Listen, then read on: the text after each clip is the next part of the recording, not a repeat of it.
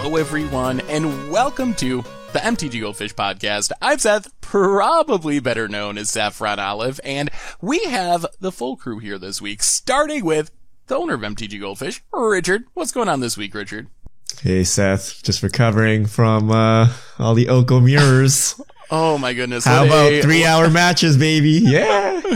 Oh, yes. We had a Mythic Championship this weekend. There were many Okos in food decks and long matches, but we'll get to that in a minute. Before we do, we have another co-host in Krim. What's going on this week, Krim? Morning, Seth. This week this whole, last week and whole weekend has been a wild ride. Really, really wild Oko-filled ride. Yeah, so we're gonna kick things off with Mythic Championship 6, Mythic Championship Oko, whatever you want to call it. We're gonna start off with Standard. That'll kind of transition us into some talk about bannings and how we handle ban announcements and London Mulligans, because we have a BNR coming up a week from today. And then we have some other interesting news as well. Mystery boosters, we finally have the mystery solved, at least to some extent, and know what the product is about. Some SCG Tour news about Legacy, maybe a bit of arena talk if we have time, and then, of course, answering your fish mail as well. So that's the plan for today, but let's kick things off with, I guess, the biggest topic this weekend, Mythic Championship 6. Probably better known as Mythic Championship Oko. 69% of the decks on day one playing Oko, up to 75% of the top 8. What did y'all think of this tournament? It was the worst case scenario. We're like, oh, maybe we're being dramatic and maybe it's fine. And they figured it out. Nope. The innovation was, do you play black for Massacre Girl and Casualties of War? Do you put in a sacrifice theme? Do you throw like Cat Cauldron into your Oko deck? Or do you just go with the tried, true Simic Oko? Surprisingly, not too much Bant Oko. There was a bit of Bant Oko, but it did, it was okay. But, you have Oko, you have Goose, you have Wolf, you have Nissa. What other stuff did you have in your trade binder that you could put together into a deck and then you show up at the Pro Tour and do very well with it? Yeah, I mean, what did you think, Grim? I know that it was a very Oko-filled ride, but I did like some of the things, like seeing Sultai Cat get done. I think that didn't look that bad. Like watching it play. Yes, it was all Oko-filled.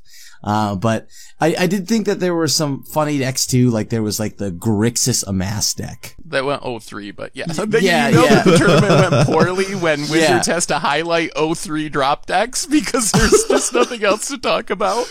Yeah. But that was a sweet deck. that looks like something I would try in Arena or something, because that was a super cool deck, even though it didn't do super well. Like there's some cool things, and it was a little even after watching a whole weekend of Oko, I actually am not really that upset with Oko.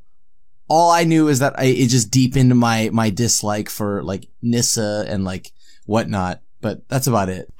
Yeah, so I mean, I don't know.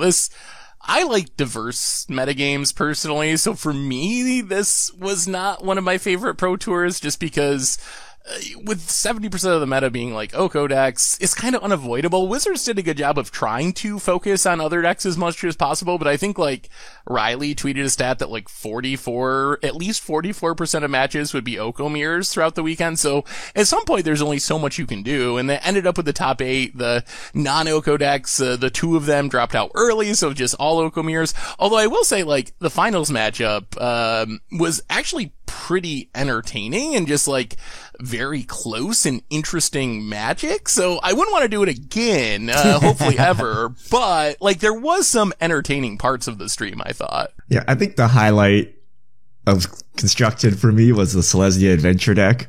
Watching Kunio go Innkeeper, and then cast some like random dork, draw 3 cards, and then just like snowball, March of Multitudes, and then take all that stuff, convoke it into a Loxodon, and like, opponent's dead.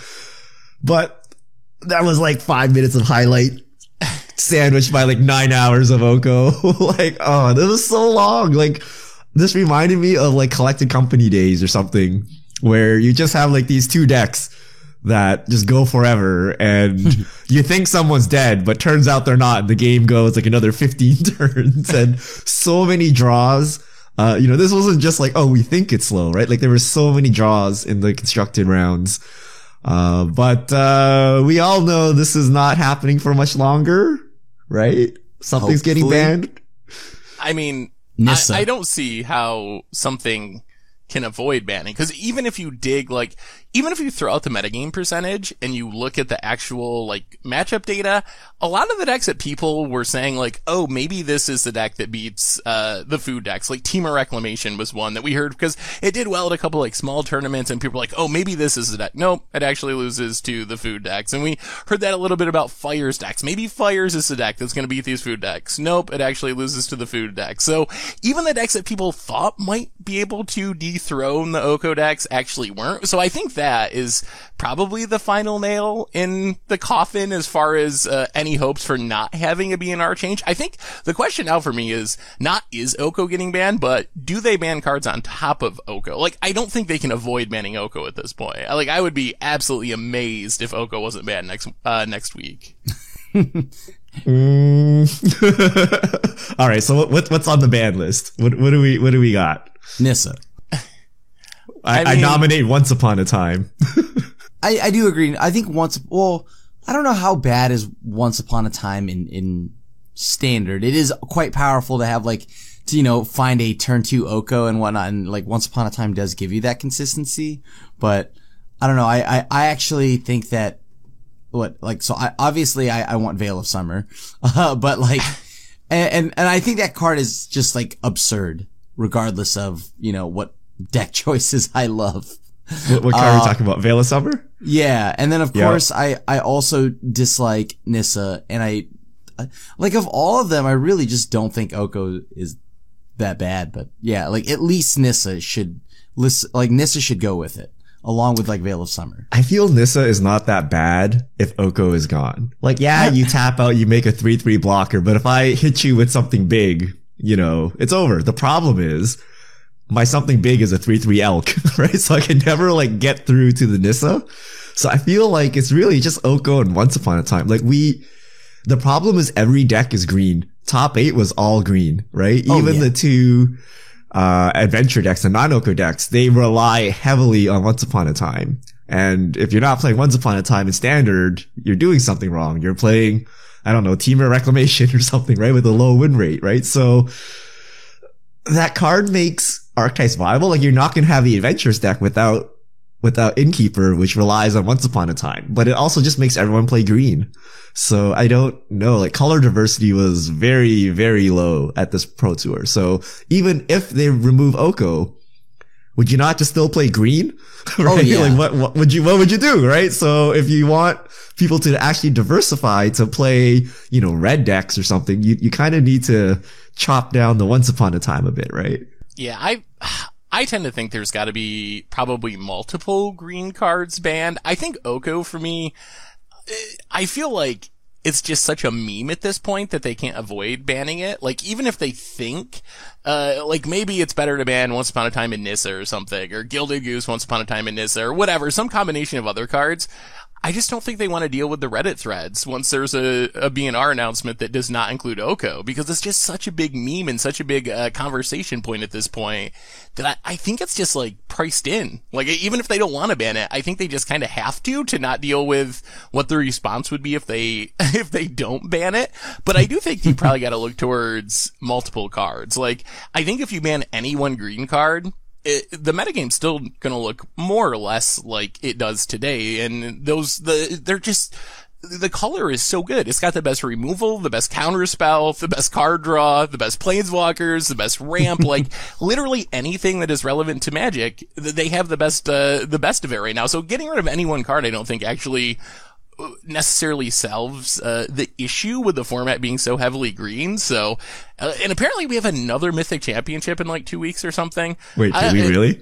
I used to be mad about the lack of GP coverage, but apparently they just like cut GPs and replace it with a Mythic Championship like every second week. So yes, they were saying that the deck submission is like, I don't know, a few days or like a week after the BNR announcement. So some pros were like wondering about that. Can they really change the format that close to another Mythic Championship? So I don't know what to think at this point. Although I do hope we don't see this again. I think if Wizards has to their metrics have to show that people aren't happy with standard. Obviously we don't know what engagement rates and stuff look like on Arena. If you believe the Arena players that go on Reddit and comment in articles and say they aren't playing as much as they used to, like maybe less people are playing standard because of it. Or if you believe like the streamers that are playing Pioneer instead of standard or whatever. And the viewership this weekend was abysmal. I think it peaked at like 22,000 viewers or something, which I think makes it just like the least popular Pro Tour with viewers in recent history, at least, maybe in history period. So I think you add that all up and there's got to be some big changes. Well, okay, I'm not going to lie to you. Yeah, go ahead, Krim. I was going to just say that I think the part of the numbers is also just because I think moving forward, standard should just be on Arena. Oh, like, well, you did not just go there, Krim. I know, it's weird. From a spectator's point of view, I think it's just more fun to watch it on Arena. I love Paper Magic, but like, watching standard and have it not be Arena is weird to me. Do you think it would have made a difference view-wise? Like, do you think people were going to watch 70% Oko because it was on Arena? I think it would make a difference, but not that much of a difference. I mean, it'd making a difference because they would embed the stream everywhere if it was Arena. So it would say 100,000 views regardless of how many humans actually wanted to watch it, but... Yeah, I'm gonna go with, I think that the numbers would significantly still change because if you watch, like, while watching it, like, you would see, like, comments from people joining in, like, really wish the cards were a little bit easier to read, all this other stuff, and like, don't get me wrong, like, the extensions are great and, like, really helpful, but I just feel like standard is just more enjoyable on Arena. Cause, I mean, isn't, like, it's what we have Arena for, right? I mean, it's not like we're getting Pioneer or anything like that, right? So may as well just, like, whenever we have standard, I don't know, use your sweet new client so that we can watch it that way. It makes it just spectating a little bit easier. I don't know about reading cards. You can't read anything on Arena, but I mean, it looks better, kind of, but there's some, like, coolness to, like, seeing people in real life playing the game.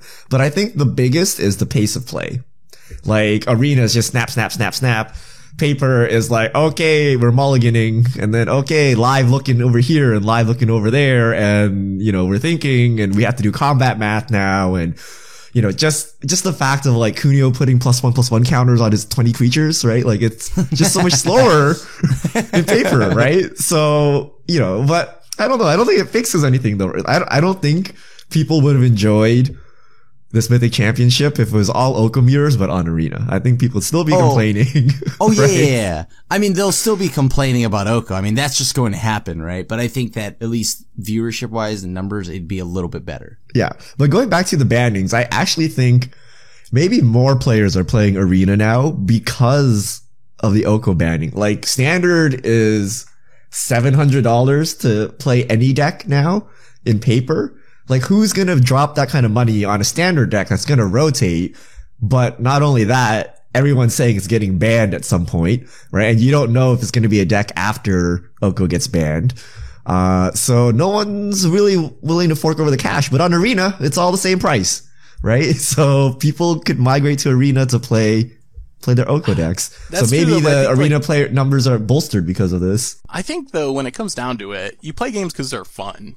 And I think most people find playing against or with the same deck like 70% of the time just not enjoyable. So I think even just like discounting price, I think the issue isn't necessarily price as much as, like, isn't it? I've tried to fire it up standard a couple times and I literally play against Oko almost every match. Like, it looks, the Arena meta that I've run into at whatever they reset me back to, Platinum or wherever you go after you were Mythic the season before, it looks basically like the Mythic Championship where you play against Oko decks more often than you don't. So I play a couple of matches. They take an hour. I get sick of playing against Oko and then I just go play Pioneer again or something. So I feel like that's the bigger issue, is like the fun level isn't very high for me with this standard. All right. So what cards do you think will get banned? Let's go with our hot takes. What is actually on the BNR next week? No changes. Standard is fine. No changes. Some random card and popper is banned. Oh. Can you imagine how much the internet would, like, pretty much be flipping tables and running around and screaming? It's like we saw the data from the championship, but then we saw the data from our accountants, and we cannot ban Oko. No changes. Oko sells the new set. Sorry. I'm gonna say Oko, Once Upon a Time. Both get banned. Oh. I think realistically, yeah, it's probably going to be like, it's going to be Oko, and like maybe Nissa. I'd like to see Nissa go. I could see that. Oko, I would Nissa. be fine with that too. All right. I think I like Seth's answer, but maybe they want to hold on to Once Upon a Time. So maybe Oko Goose or Oko Once Upon a Time. We'll just kill food altogether. Like, forget food. It never happened, guys. What about Veil of Summer? I know that came up earlier. Do you think there's actually any chance that is even on like the watch list, or is that just something players talk about? I mean, I'd like to think that that's on the watch list, but I'm not really sure. I'd like to see it gone. So but I think realistically, I don't know. It's going to be Oko and like, I mean, people don't even play Veil of Summer. Like, it is an obnoxious card, but I don't know that that's the glue that holds Oko together, right? So that's like a bonus. That's like a bonus ban, right? Like, let's get Cryptic Command out of here while we're at it.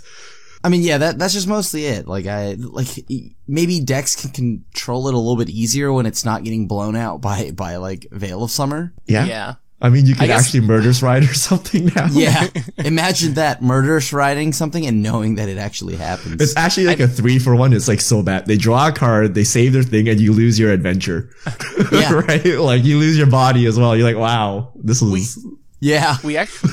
We actually saw that almost exactly play out in the top 8 in Eli's match, the first round of the top 8, where he was playing Green Black Adventures, went up quickly 2-0 before the sideboarded games, and then just got crushed 3 times in a row after sideboarding and Veil of Summer came in, because all of a sudden you can't Noxious Grasp things, and you can't Murderous Rider things, and the Planeswalkers stick around, and it just, so we did actually see that swing play out in practice in the tournament, I thought, as well. So I could see the merit for it, but I would think that Veil of Summer probably is like 3rd or 4th on the list. I think if I was going to rank the options, probably Oko, Once Upon a Time, Nissa, and then you get down to like the Veil of Summer range. So I would be a little surprised if that jumped on top of some of those other cards for next week's BNR at least. Okay, do we have a Reflector Mage? Is there going to be a casualty of a second tier archetype that's going to get hit outside of the Oko deck?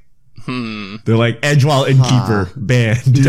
No way. Edgewall is great, but like, what about Cat banned. Teferi? Maybe Teferi. They might be worried that Teferi will be too good in the new meta. Because green it does have the mana cost of Reflector Mage and even bounces something. Yeah, so if you just replace Oko with the playset of Teferis, is your deck better? Crim.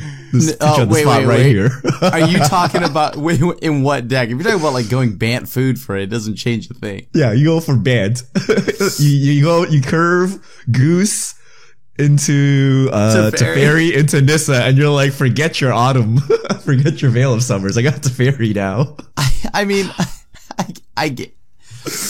It's definitely not Oko, right? Because you can't get aggressive with Teferi. Yeah. If anything, you slow the game down. I think before we move off of BNR, another thing that came up over this weekend with the Mythic Championships was London Mulligans, and how they kind of make games play out the same. You always or often can find your key pieces. You can find the Goose. And this is kind of exacerbated by Once Upon a Time, I think, but turn 1 Goose usually happens. And then you often have your Oko for turn 2 or your Nissa for turn 3. And same with other decks that aren't as popular. Like if you're playing a adventure deck, you can mulligan and find your Innkeeper, your most important card, or Jeskai Fires can mulligan and find their fires. What do you think there's any merit to the idea that the London Mulligan rule is basically homogenizing the way games play out and making the format less fun? Should that be something on the table as far as revisiting for Constructed? I like London Mulligan. I think that the London Mulligan, right, is one of probably the better things to happen for Magic gameplay. So I am on board with keeping London Mulligan around. Yeah, I'm not sure. So it definitely leads to like the less non-games, right? When you actually mull to 5, it's not that bad. But the point in the article, I think, actually holds. Like, all your games look the same. Like, I've been jamming Selesnya Adventure this weekend, and I swear, like, every game I have an Edgewall Innkeeper turn 1, right? Like, I don't know what the percentage is, but it's something high, like 80% or something, because, like, you mull to, like, 5 or 4 to get the Edgewall Innkeeper, right? You try to mull into a Once Upon a Time or Edgewall Innkeeper because basically if you don't have Edgewall Innkeeper, it's like you mulled to 3 anyway. You're playing 1-mana 1/1s, right? But if you mull to 3 and get an Edgewall Innkeeper, that could be the same as like a 7-card hand, right? And you guys notice my infamous Renin 6 deck, right? In Modern. You just mull like crazy because it doesn't matter because Young Pyromancer and Renin 6 fix your hand, right? So if you're not doing the exact thing your deck is supposed to be doing, you just mull into Oblivion and then you get yourself back out of it. Like, I don't know, like, that's very different from how Magic was a couple years ago where, every card you mull, it's like, oh my God, it's like over, right? And, you don't get to, even mulling to 5 doesn't guarantee you get your combo together. So like, essentially we're all playing combo decks, except unlike, a legacy combo deck, you don't win on the spot, but your prize for assembling your combo is your deck works. And the difference between a deck working and not working is big, right? Like, Goose, Oko, Wolf, Nissa is much better than like, I don't know, like 4 Paradise Druids into nothing, right? Like that's not even a deck, right? So you must mull into your perfect curve. Otherwise you're going to lose. So I don't know. It makes all the games kind of the same and too powerful, maybe. So maybe, I don't know. There's some merit to it. I mean, yeah. Like, Go ahead, the reason why I think that's a kind of like a good thing almost because like it means that there aren't ridiculous non-games where you're just like sitting there with like mulling into Oblivion and still not getting lands and stuff like that. So I don't know. I mean, I'm okay with getting destroyed consistently by a deck, I guess. I think it's like, for me, I think it's like psychological. Like, is it really truly any less of a non-game when your opponent goes turn 1 Goose, Oko, and then they just like snowball and win the game or like whatever? Like, it's still kind of a non-game. You feel like you're doing something, but in reality, your choices really don't make that big of a difference because your opponent has their nut draw or whatever. I would caution, I guess. I'm a little concerned about people going too hard at the London Mulligan based on our current standard, because I do think our current standard is just broken for non-London Mulligan rule reasons, and printing Once Upon a Time added a whole nother layer of consistency on top of London Mulligans. So I wouldn't freak out too much, but I do think as players have like learned how to take advantage of London Mulligans and build their decks for it, mulliganing more often for their like ideal starts, I do think it is having an impact. So for me, I think I don't want to see the London Mulligan rule go away right now. I'd rather see standard get fixed as far as its card pool and then kind of reevaluate. But I do think it's something to keep an eye on, at least moving forward, that maybe it is something in the future that is actually a detriment rather than a benefit. What set did we get the London Mulligan rule at? Do you guys remember? I think that's War of the Spark? I think it was War of the Spark or M20. It was like 6 months ago. It's still pretty recent. Okay, because I'm like, we've been having standard bans like nonstop for the past like 2 years. So, maybe that's it. But no, London Mulligan is much newer than that. Yeah, the Mulligan game partway through, I think. We'll just blame the play design test team. Oh, yeah. Jeez. Well, it'll be interesting. Also, as far as bannings, we do have another Pioneer announcement sometime today. Have y'all still been playing Pioneer in the last week? Oh, yeah. Anything you're expecting or wanting to see banned on today's weekly announcement? I still want Nexus of Fate banned. I think that card, it's just not fun to play against, like, at all. Yeah, I'd be fine with that, just because it Krim, is how obnoxious. can you even say something like this? You be sitting there doing nothing while your opponent's playing the game, and you have no way to interact with them? Like, It feels so bad, though. Like, you don't do like it. a deck that goes over the top of control. Oh. No, imagine trying to play anything else, too. It's the same, right? Like, they're just like, all right, cool, I'm gonna untap if I have Wilderness Reclamation, and you're probably not gonna have your turn again. I do wonder how much of it is also like Dig Through Time and Treasure Cruise. Whenever I play against like the Wilderness Rec deck, it feels like Dig Through Time is like really backbreaking in that strategy because it's usually 2 mana and it finds a Nexus and but Yeah. I wouldn't mind seeing Nexus banned just because I don't like the card, even though I don't think, based on tournament results yet, there's too much of a, like, argument that it's, like, dominating the format. It's more that it's just, I personally find it obnoxious to play against and not very fun play pattern. I'm expecting no changes this week, I think. Although I said that last week and 3 cards got banned, so I guess we'll see. I think, for me, top of my watch list, Once Upon a Time, I think that will be banned in Pioneer before, probably the Players Tour in February. And I think the Delve cards are still up there. Dig Through Time, Tesher Cruise. I think those probably will end up getting the axe at some point too, but I don't know if it'll necessarily happen this week. I don't think, okay, maybe, like, I don't think the Delve cards are that bad. I do think, however, that, yes, Once Upon a Time is a little brutal. The older the format, like the farther back we go, Once Upon a Time gets a little more brutal. Same with Veil of Summer to some extent too. Oh, I've seen yeah. people actually like talking about Veil of Summer and Pioneer needing to be banned, so. Yeah. Anyway, alright, we're gonna move on here in just a minute, talk about mystery boosters and some, SCG tour news. But before we do, I wanted to let you know that our sponsor today is Audible. Audible has the world's largest selection of audiobooks and audio entertainment, including Audible originals, and now you can get more than ever before with a free audiobook and 2 Audible originals every month, with also unlimited access to exclusive guided fitness and meditation programs. Audible is perfect for the gym, the car, or travel. Anytime you can't read, you can listen with Audible. And the audiobook for War the Spark Forsaken releases tomorrow, so you can keep up on the magic, lore, and story for free when you start listening with a 30-day Audible trial. Choose 1 audiobook and 2 Audible originals absolutely free. Visit audible.com/mtggoldfish or text mtggoldfish to 500-500. That's audible.com/mtggoldfish or text mtggoldfish to 500-500. So, thank you to Audible for supporting the show. And let's talk about mystery boosters. We finally found out the mystery. It was an interesting day on Thursday when people were opening their packs at Magic Fest Richmond.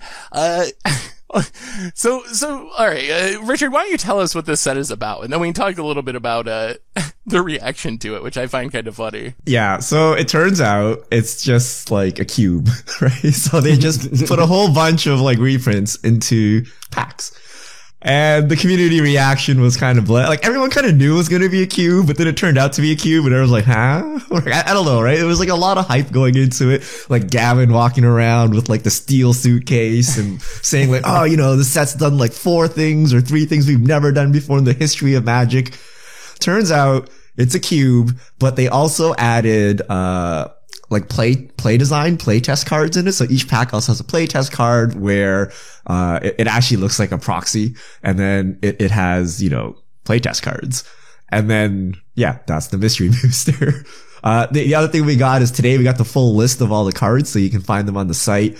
Also, we know that the convention booster has the playtest card, but the WPN boosters will have a foil card that's actually not in the list of cards. So a new set of foil cards in that slot, which is how they're going to justify it as a premium product. So yeah, mystery boosters. So I was watching on Thursday and people freaked out like almost immediately. If you read the Reddit threads or Twitter, there was a lot of people freaking out. I will, in defense of the community, it's a huge set. It's like 1,600 cards or something. And the specific boosters in sealed pools that were opened on camera, they did look a lot like those Walmart cubes that you buy. Just like this random mash of like bulk rares and old commons scraped up from the floor. But now that we've actually seen the set list, I think this is actually a pretty solid product. If you look at the value of the cards that are in the set, I think it's actually going to have a really high expected value. Yes, it is going to be very high variance because the set is just so massive that any individual booster, even booster box, you're not going to get a large percentage of the set overall. But I think that the set immediately got a bad rap from the community based on just like this really small sample size of like 6 or 12 or 18 booster packs that were opened on stream, and they just weren't very good booster packs. So I kind of feel bad because if other booster packs has been open, I think the immediate reaction from the community would have been a lot more positive if they were just like even average booster packs instead of just like some really, really like bad running booster packs that were opened on stream. I don't know if I even agree with that, right? Because we saw the Mana Crypt or something pretty early on. I think the problem was it was like super hyped up, and then everyone was like, okay, where's the stream? It's like some CFB employee with like a phone, like a shaky phone walking around, right? Periscope. And you have Periscope like, was still a thing. you have like 5,000 people trying, like, what is this, right? Like, how can you hype it up so much and not have like a proper, some proper coverage, right? So I think the product itself is fine, but there was so much hype leading up to it that our expectations were just unreal. And then we were all let down, right? So, if they just like snuck it in, like, oh, it's a special convention thing, like, don't worry, whatever, like, I think it would have been fine. But because everyone was like, is this the next master set? Right? Like, what is this? Right? This is crazy. And then we saw it with like shaky camera and everything. And we're like, oh, well, that was unexciting. It was a little weird not to see any, like, I was at least expecting like new art or alternate like frames, like something. So I think it was like a little bit strange. And I do think like Wizards definitely kind of hyped it up the way they did it with like Gavin walking around like a spy or something with a briefcase attached to his arm. So yes, maybe the community should manage expectations more with stuff like this. But at the same time, like Wizards also hype stuff up. So you can't really like blame the community too much for letting their minds run wild about what it could be in a mystery booster. So I don't know. It was definitely a lot rockier of a launch than I expected, because I remember it being super fun when Ultimate Masters came out and we were seeing like these really sweet valuable cards. And even though the set like sort of flopped afterwards, like the initial day when people were posting them on social media, that was a really fun day. And I didn't really get that same feeling with mystery boosters because it was just like such an immediate negative reaction from a lot of the community.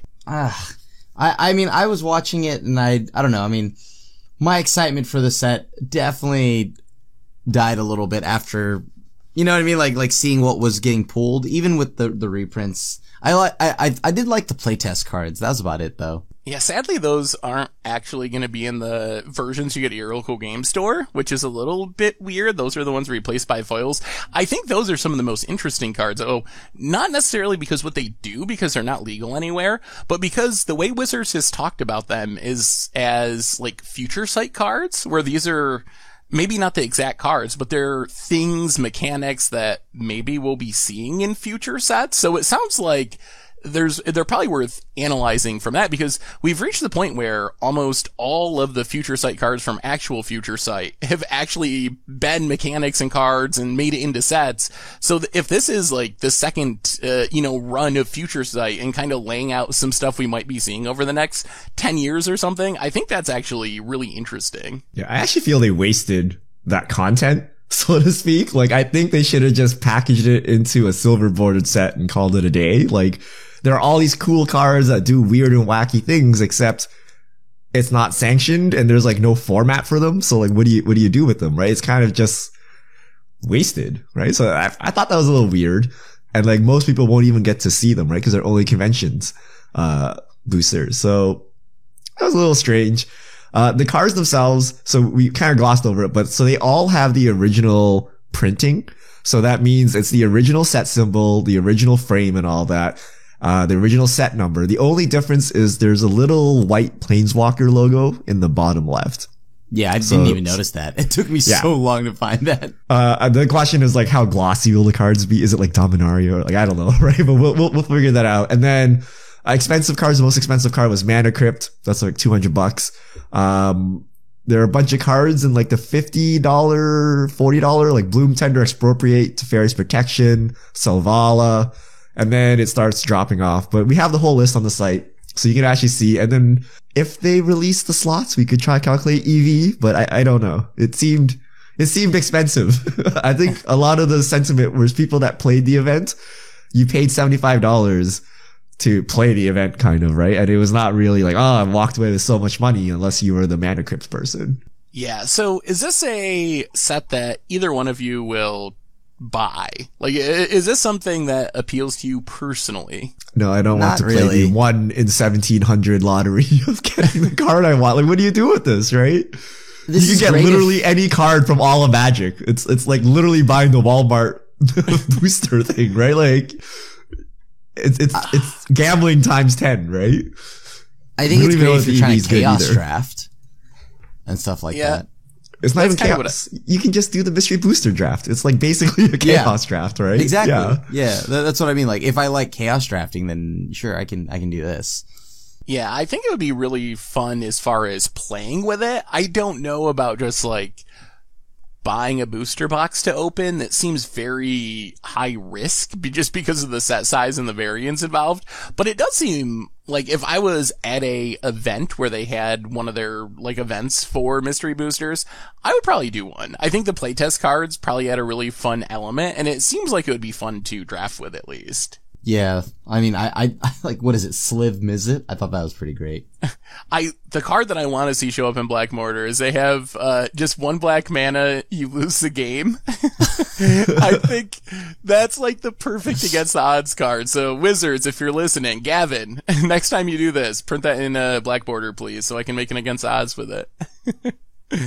All right, let's move on. Other big news of the week, SCG Tour made some announcements about what their tour is going to look like in 2020, which is almost here. We're like 6 weeks away from New Year's or something, which is absurd, but they're dropping Legacy. Dropping Legacy, essentially replacing it with Pioneer. They said they will still do special Legacy events at like SCG Con, similar to how they do like Vintage and Cube and all kinds of different formats at their SCG Con events.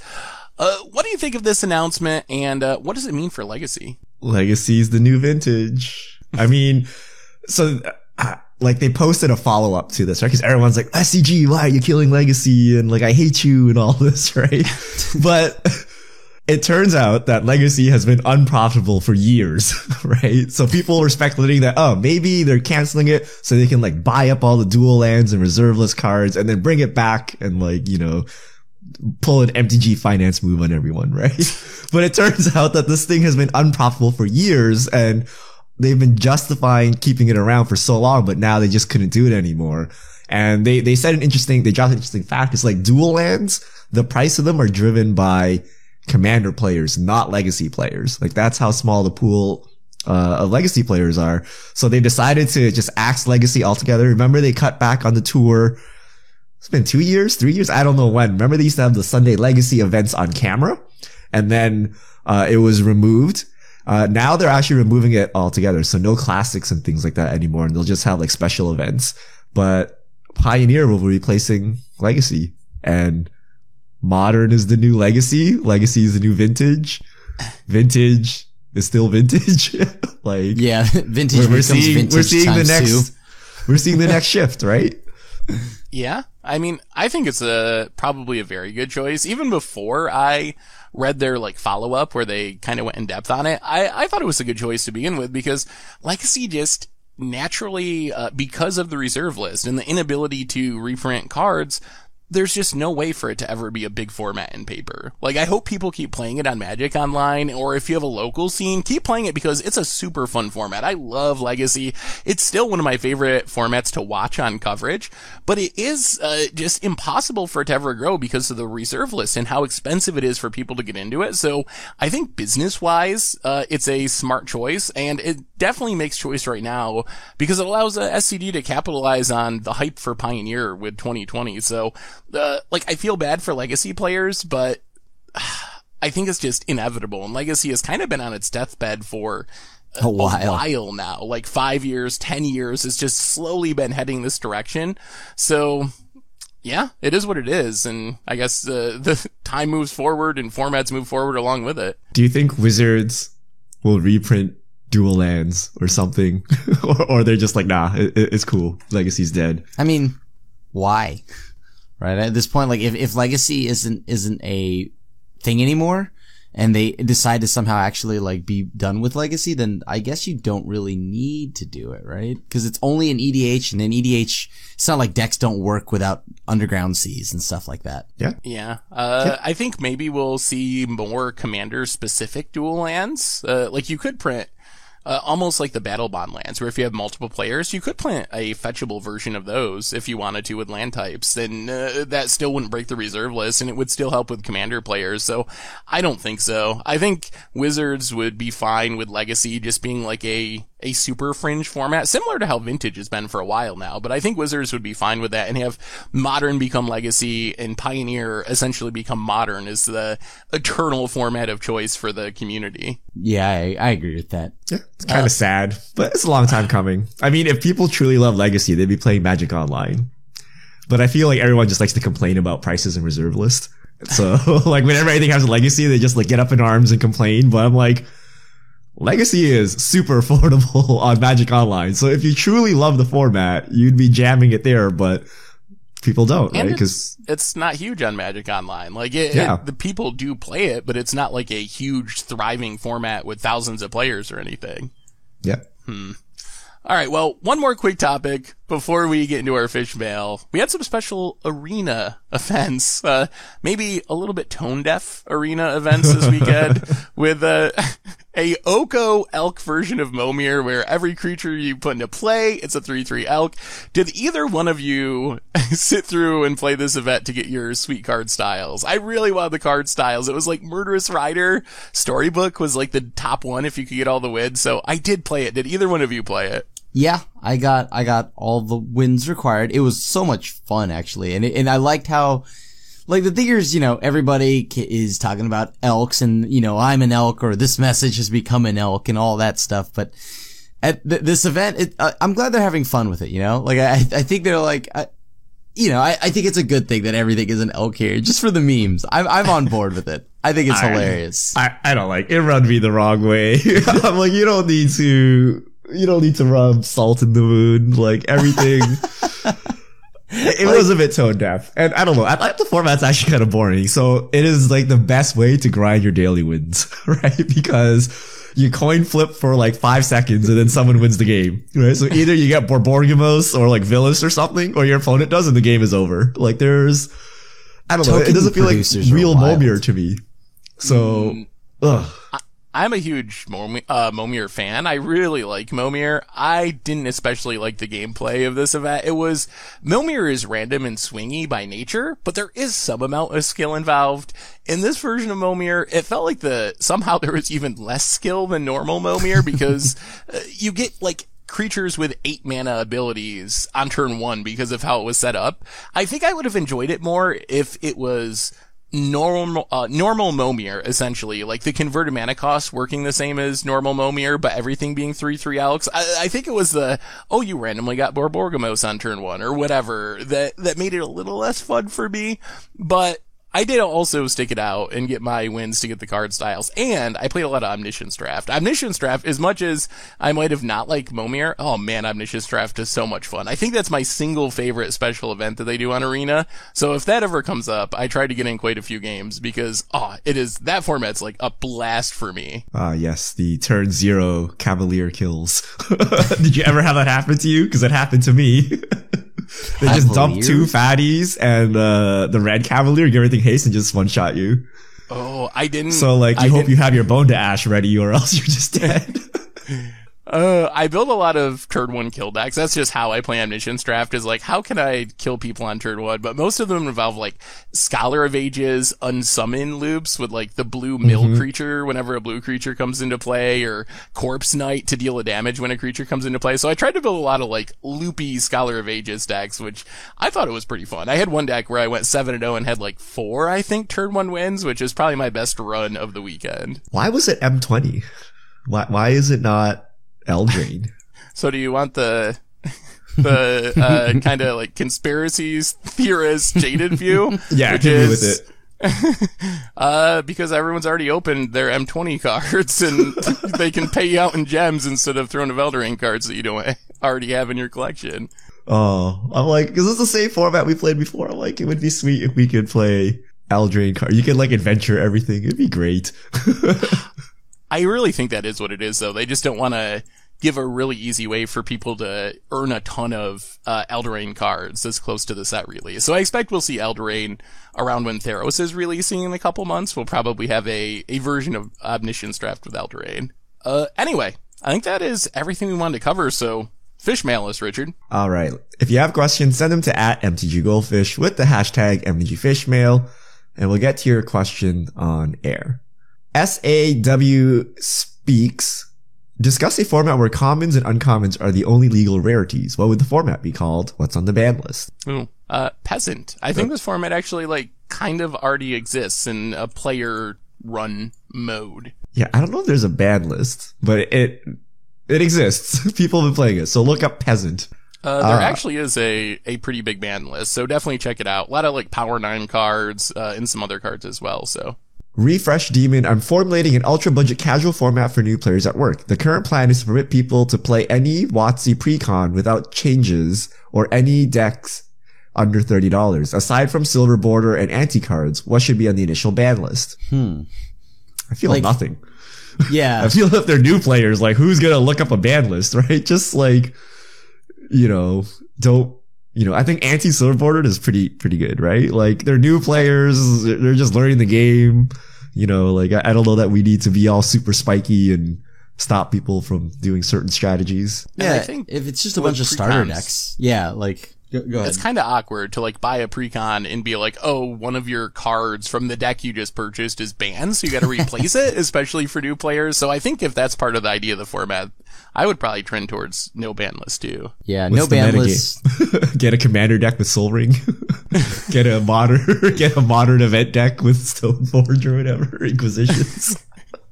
You could go back. This is why I'm not invited to these like casual company games. The minute we get the format, like, how do I break it? How do I crush all these other noobs? Curl it like this. What's the state of MTG journalism? Not just content about cards and tournaments, but articles, reporting, and interviews. With the growth of MTG as an esport, more endemic journalism feels natural, but I never see any. Am I not looking hard enough? There's not actually a lot that at least from what I'm following and the people I follow, that like interview and like go follow the esports side more often, like more than just, I don't know, whatever WotC puts up for articles, right? Yeah, I've seen like some esports sites have some like Magic articles, especially around like pro tours or bannings and stuff, but I haven't seen a lot of like, I guess, journalism-y style articles in Magic either. I think that's interesting. I think like Hipsters of the Coast does some of that stuff. That's probably the closest to like a journalistic site in the Magic community, but it's also like kind of a content-y site too. So yeah, I don't know. Maybe that's a place where there could be more growth in the content community with the current state of the game. Yeah, and you have like Enter the Battlefield, Ristic Studies, like, kind of the highly produced content, like video content that's more in line with like, Vice or something like that. So we do have some, but I agree that with how big the game is, it's surprising that we don't have more pieces, like, a piece on Paulo's family or something like that. I don't know, like, stuff like that, right? Like we know everything about every athlete ever, right? But, we don't know anything about Magic players aside from how many top 8 wins they have, right? We need like the Magic version of TMZ, like paparazzi going to GPs and like snapping people, going to their hotel rooms and stuff. Right, that would be so obnoxious. Like you're trying to play a game and there's like 30 people flashing super bright lights. You see a reporter like Krim is playing with Carnage Tyrant. Put that on the front page. What's going on? It'll look like I'm trying to like cover the camera too. Careless Rex 78 with. What does the creation of Pioneer for modern focused reprint sets? Will there be MH2? And also, is now the time to pick up modern staples? So MH2 or PH1? What comes first? Ooh. I'm gonna say MH2 comes first still. I think Wizards is still gonna support modern, and I think we might even see them be more aggressive with some of, like the legacy reprints in MH2 because Pioneer is a format. So maybe they try to just like make modern a little bit more legacy-ish and not worry about it being the format where broken things can happen, and have Pioneer be like the more fair, interactive Eternal format. Yeah. I think they're gonna double up. I think MH2 will have a heavy slant towards Pioneer so that you can get your Pioneer staples in MH2. Because that makes sense. Those are technically modern cards. Oh, yeah. I could see that. That's where they're gonna put all their Okos. If it's still in the format. In any format. Didn't we have that where they put something in a reprint set then banned it? Oh. What was that? Was it Splinter Twin? Yeah. I think Twin was printed and then banned shortly after. Yep. Accordingly, 23, did Oath of Nissa die for the sins of Oko, or does the banning support Wizards printing more powerful 3-mana planeswalkers for Pioneer? I think Oath of Nissa was just a very powerful card because it allowed you to play Oko, Saheeli, Cat, Teferi. You just play whatever you wanted, really. Yeah, and even outside of that aspect, which is what Wizards focused on in their ban announcement, it was also like free devotion and mono green devotion, one of the best decks, a free like legend in your graveyard for Kethis style combo deck. It just did so much in so many different decks. So I think it was a good ban choice. Giving green a Ponder, Veil of Summer, have it have all the best spells. Like, okay. I think it died for Oko's sins. I think it was a casual, because we have it in Modern. No one plays it in Modern. I mean, I've tried it. It like sucks, right? But it's just that because we have such poor mana fixing, that it fixes your mana really well for planeswalkers, right? And when you play your broken planeswalkers, it makes up for it. So I think it is, right? But I think this could mean they're just going to push more 3-mana planeswalkers in the future. And they want to be able to keep doing that, which doesn't bode well for Standard, but they gotta get rid of Oath of Nissa for that, right? DE3 rules. How confusing is it to have 2 separate ban lists, one for paper and one for arena? I think it should be consistent. Why would you do this unless you actually errata cards on arena? So I think this might be in reference to Brawl, if anyone cares about Paper Brawl, where they banned Oko, but only in Arena Brawl for some reason. That strikes me as a little strange, especially since Brawl isn't very popular in paper, so I don't know what the harm is of just banning it in paper too.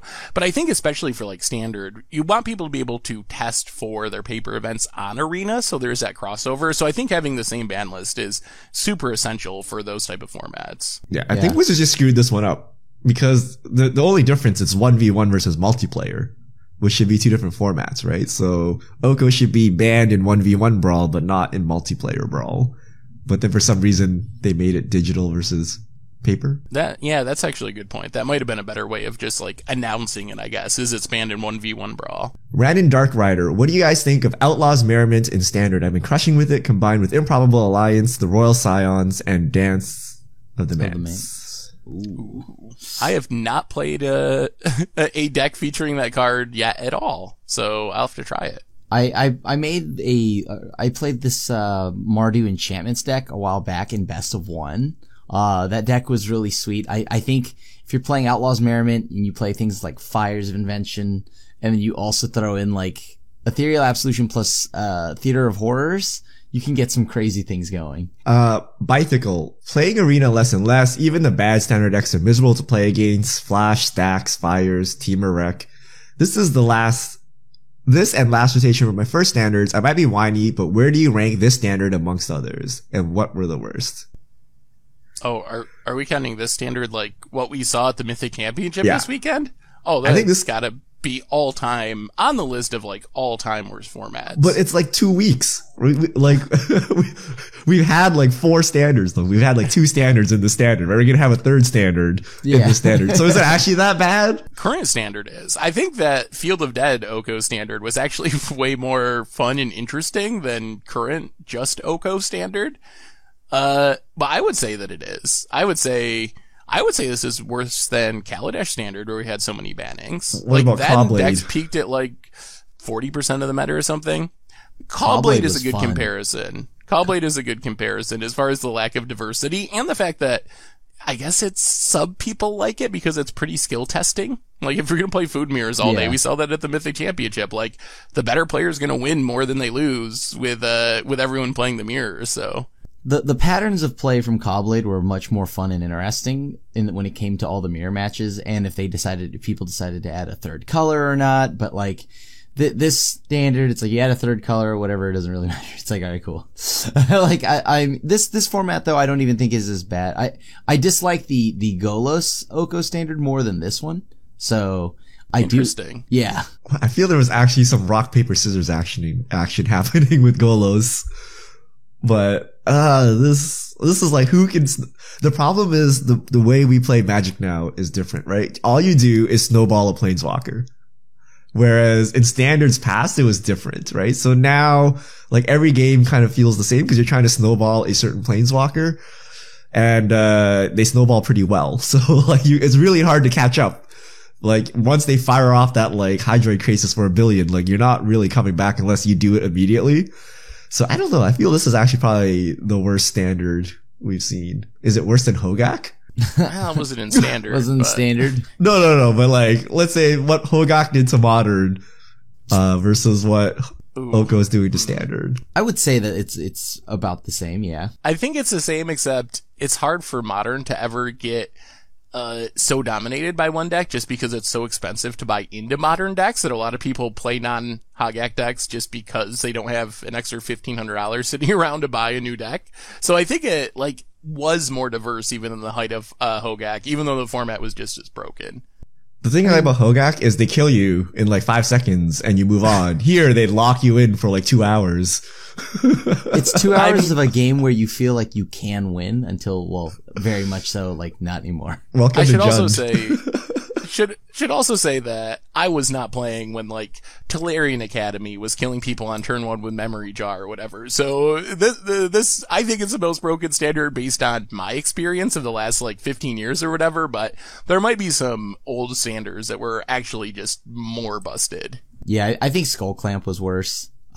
Skull Clamp standard was worse. I think, I don't know. I feel like this to me is on the same level of boring as Temur Energy. Yeah, that's a good comparison, I think. A But decent those are comparison. those are all Call Blade. fast decks. I liken this to like Nephalia Drown Yard Mirrors. Right? I Where love you're like, Nephalia Drown Yard Mirrors. you're like, I'm not playing Magic, but I'm also not playing Magic for like 2 hours, right? And there's like some weird chance that I can actually win, so I gotta keep going, right? And then it just goes forever. And yeah, there's like strategy and things, but like, if you're gonna kill me in like 5 minutes so I can grab dinner, right? Like, I'm here to play Magic, so I don't mind the long grindy games as long as the patterns of play aren't miserable. then you must love Nexus of Fate. You can play No. for a See, long yeah, time. no. We don't play. One person does, and then usually it's over. It's just okay. Nexus of Fun is not. Nexus of Fun is what I call it because it's just like that's just it's the most miserable card ever. All right. It's really Isaac. Hey guys, I've been thinking of getting into Commander with my 9-year-old, but I don't even know where to start. Can you rap on how to get into Commander for a bit? We do have an LGS that has Commander Night on Saturdays.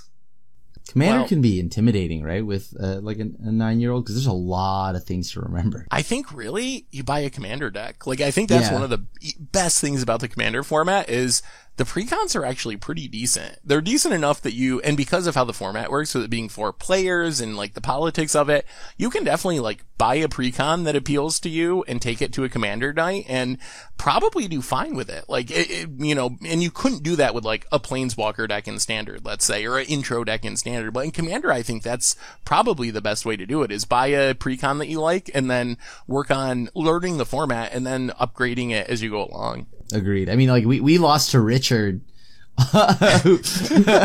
playing literally just the Kadena deck out of the box.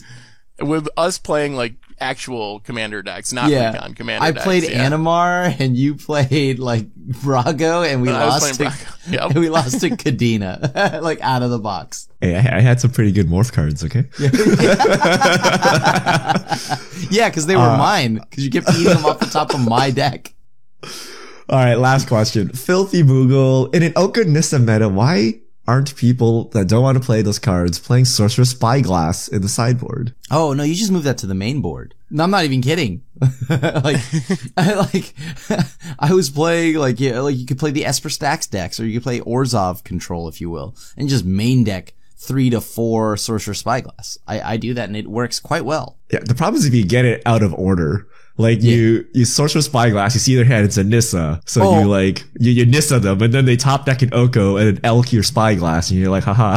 I just name Oko right off the bat. I see a Nissa, yes, but I'm also just gonna name Oko. and then I go up the chain.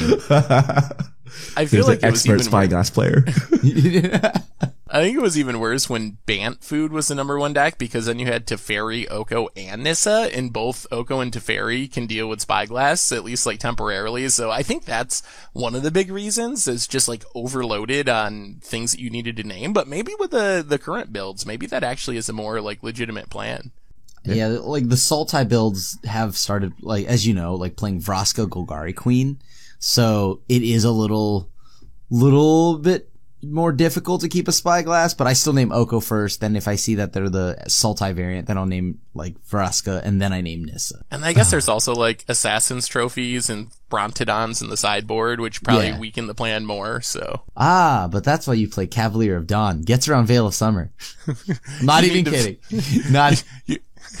Yeah, and then you just have to set a Spyglass on Brontodon too. You just need like 4 very specifically named cards in the right order and you got them.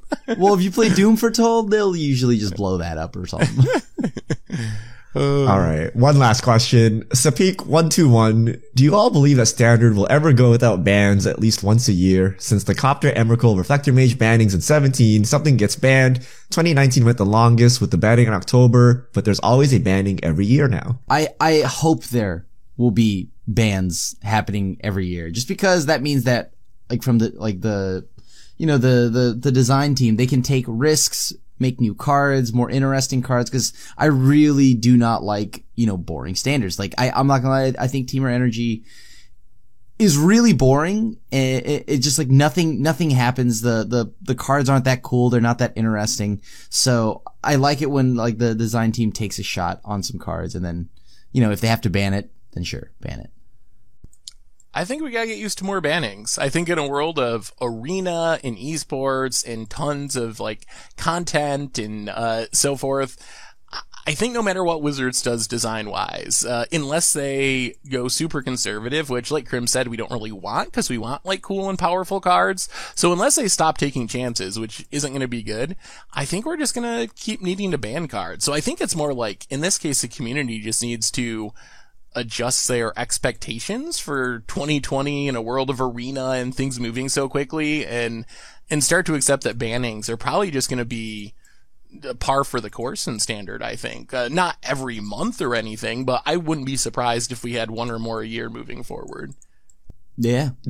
I think they're going to be the norm going forward, but I think Wizards needs to fix this, because I remember when we first started the podcast, we would never talk about bannings because there were never any bannings, right? Anytime the discussion came up, we were like, when was the last time they banned anything? Like Jace the Mind Sculptor, like 8 million years ago, right? Now, like literally 2 minutes after set releases, like thousands of games have been played and people are like, oh, this mechanic's broken. Oh, ban this. Oh, I can't play anymore, right? Like literally before, like if I bought cards for Standard deck, by the time they arrived to me, like a BNR has happened, right? Like my cards are obsolete, like on route, right? Like now things move so fast. Like they got to figure out some way to fix this, because they're trying to keep up with, like, say how a game like Hearthstone handles it, but they don't have a physical version, right? They can change however fast they want and it doesn't really affect anyone. But now I'm like, I gotta buy a deck for the Grand Prix, right? And then in between your bannings, like, can I even secure cards? Like, if really we have a Mythic Championship and cards are banned a week before, how are you even gonna get your cards, right? Like, there are these weird things that we have to deal with now. But yeah. And social media going nuts with bannings and stuff like that. So I don't know how Wizards going to handle this, but it does feel super negative, right? Every time you play Standard, it feels bad because of all the stuff you're reading. And even if you haven't been personally alkified and, Oko hasn't done bad things to you, you just read about it and you just get like a negative mood for Standard, right? So I don't know how to fix that, but I just play Pioneer. That's how I fix it. I'm not going to lie to you. I've been playing a little bit more Pioneer than I have Standard. And it takes a lot for me not to play a Standard format. And I can tell you that I've been just playing more Pioneer. I've been playing Standard. I wanted to play the adventure cards because we got the new borders on the cards. I'm like, oh, this feels like a fairy tale set. And then everything becomes an elk. For me, it's just I'm tired of getting blown up by Veil of Summer. So play. What is the counter to Veil of Summer? Like Kaya, but I have to have it. So I've been playing 1 in the main deck, 1 in the sideboard. 6 mana Kaya, of course. Just play Teferi. I don't know. Your favorite card is a natural counter to counter spells. Yeah. But then, see, I play Grixis. Play Narset Teferi, so then therefore they can't cycle. Think about what the hoops you have to jump through to make that card not be good. That's basically your deck, right? I don't know what you're complaining about. Narset Teferi, that's like every Crim Standard deck, right? Like, No, I'm playing Grixis Adventures. I like that. you're doing it wrong. You don't have green in your deck. I mean, that is true. At this point, I've understood that playing any non-green deck is almost like purposely trying to lose the game. It is like throwing the game. I do think we'll maybe see a resurgence of like Narset Teferi decks if Oko gets banned, especially if Oko Plus gets banned. I think then you maybe have a chance. Like, how could you play Narset, take it down, just have it die to a food token? Like, that's just not very good, but maybe post-banning might be able to do that again. All right. We got a little off topic, but that was all our fish mail this week. Thank you to everyone who sent them in. If you have questions, send them to @MTGGoldfish with the hashtag MTGFishmail, and we'll get to your questions on air. And that brings us to the end of episode 250 of the MTG Goldfish podcast. So Richard, Cribb, thanks for hanging out. Thanks to everyone for listening. We will be back next week. The banned list will be up by the time that we podcast. We'll talk about whatever changes happen and anything else that happens in the world of Magic this week. So until then, this is the crew signing out.